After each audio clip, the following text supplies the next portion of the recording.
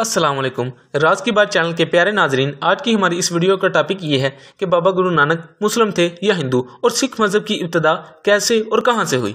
पाकिस्तान दुनिया भर के सिखों के लिए एक मुकद्दस मुकाम है, क्योंकि बाबा गुरु नानक जी की पैदाइश भी यहाँ ननकाना साहब में हुई और उनकी वफात भी यहाँ इसी धरती पर हुई, जिसे हम आज करतारपुर साहब के नाम से याद करते हैं। बाबा गुरु नानक करतारपुर कैसे पहुंचे और ये बस्ती कैसे आबाद हुई, इसके बारे में भी सिख मजहब की तारीख की किताबों में रवायात मौजूद हैं।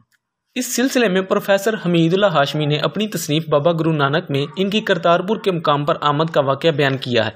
गुरु नानक जब लाहौर से इस इलाके में पहुंचे तो उस वक़्त यहाँ एक जंगल था और लाहौर के नवाब की तरफ से करोड़ी मिल नाम शख्स यहाँ का कोतवाल था। गुरु नानक की आमद के बाद जब इर्द गिर्द की बस्तियों में इनके अकीदतमंदों की तादाद बढ़ने लगी तो ये बात करोड़ी मिल को नागवार गुजरी। वो घोड़े पर सवार बाबा गुरु नानक को गिरफ्तार करने के लिए निकला, लेकिन रास्ते में ही घोड़े से गिरने की वजह से अपनी हड्डियां तोड़वा बैठा। कुछ महीने के बाद जब वो सेहतयाब हुआ तो फिर गिरफ्तारी के इरादे से निकला, लेकिन रास्ते में अंधा हो गया। इन हादसों ने करोड़ी मिल के अंदर की दुनिया बदल दी और वो बाबा गुरु नानक से माफी मांगकर इनका मुरीद हो गया।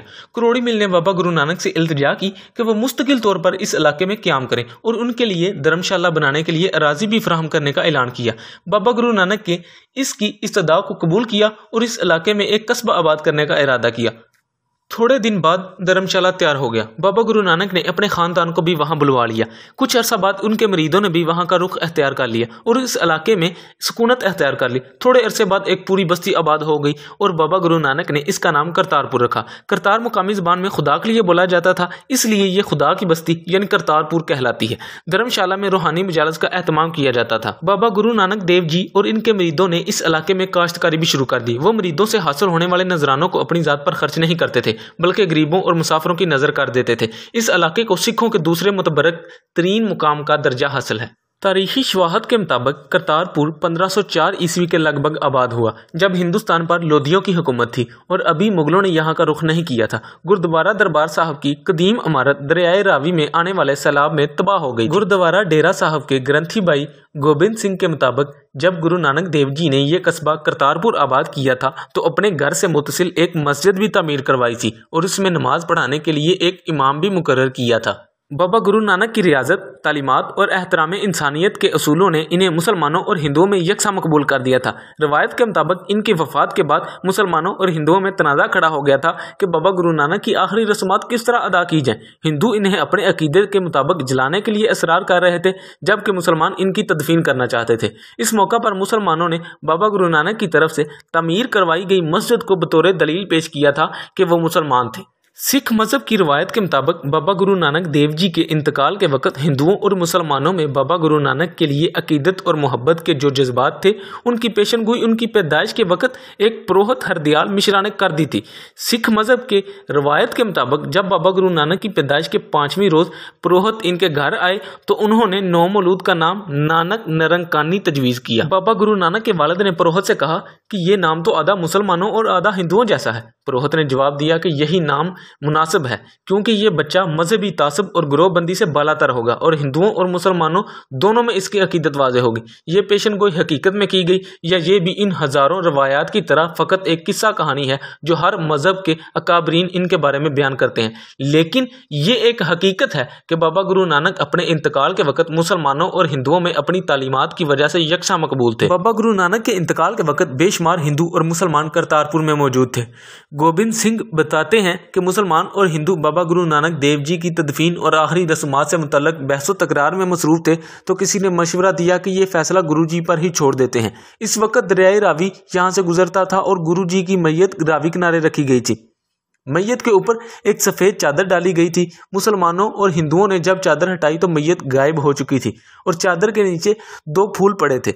सिख अकीदे के मुताबिक बाबा गुरु नानक जी ज्योति ज्योत समा गए थे। इसके बाद मुसलमानों और हिंदुओं ने चादर और फूल आपस में तकसीम कर लिए। मुसलमानों ने आधी चादर और फूल लेकर इनकी तदफीन की और कब्र बना दी, जो आज भी मौजूद है, जबकि हिंदुओं ने आधी चादर और फूल को जलाकर समाधि बना दी। गुरुद्वारा साहब की असल इमारत में दाखिल हों तो दाएं तरफ कब्र मौजूद है।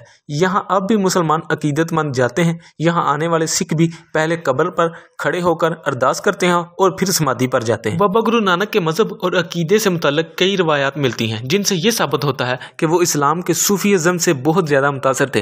ताहम इस्लामी इबादत मसलन नमाज, रोज़ा, ज़कात, हज ये अमाल अदा नहीं करते थे। इनका आबाई मजहब हिंदू था, लेकिन इनकी तालीमात से ये भी वाज़ेह होता है कि वो हिंदुइज़्म को भी नहीं मानते थे। इसलिए इन्होंने एक ऐसे मजहब की बुनियाद रखी जिसमें इस्लाम और हिंदुइज़्म दोनों के तरीक शामिल थे। इसे बाद में सिख धर्म का नाम दिया गया। डिक्शनरी ऑफ इस्लाम में लिखा है कि जब बाबा गुरु नानक और शेख बाबा फरीदुद्दीन गंजे शकर ने इकट्ठे सफ़र इख्तियार किया तो एक गांव बसियार नामी में पहुंचे। दोनों बुजुर्ग जिस जगह बैठते तो उनके उठ जाने के बाद वहां के हिंदू लोग इस जगह को गाय के गोबर से लिपाई करके पाक कर देते थे। इससे वाज़ेह होता है कि शिद्दत पसंद मजहब के हिंदू इन दोनों रफीकों की निशिस्त गाहों को नापाक ख्याल करते थे। अगर बाबा गुरु नानक मजहब के लिहाज से हिंदू रहते तो इनसे मुतल्लिक ऐसी बातों का जिक्र ना मिलता। प्रोफेसर जोगिंदर सिंह लिखते हैं कि एक मुसलमान फ़कीर ने गुरुजी के वालिद साहब को आपकी पैदाइश की बिशारत दी थी। वो शेख बाबा फरीद और बाबा गुरु नानक जी की दोस्ती के बारे में लिखते हैं कि गुरु नानक का मजहब मिलाप एकता था। इन्होंने इस्लाम की तालीम में वो कुछ देखा जो दूसरे हिंदुओं को बहुत कम नजर आता था। गुरुजी को मुसलमानों से मेल जोल करके खुशी महसूस होती थी।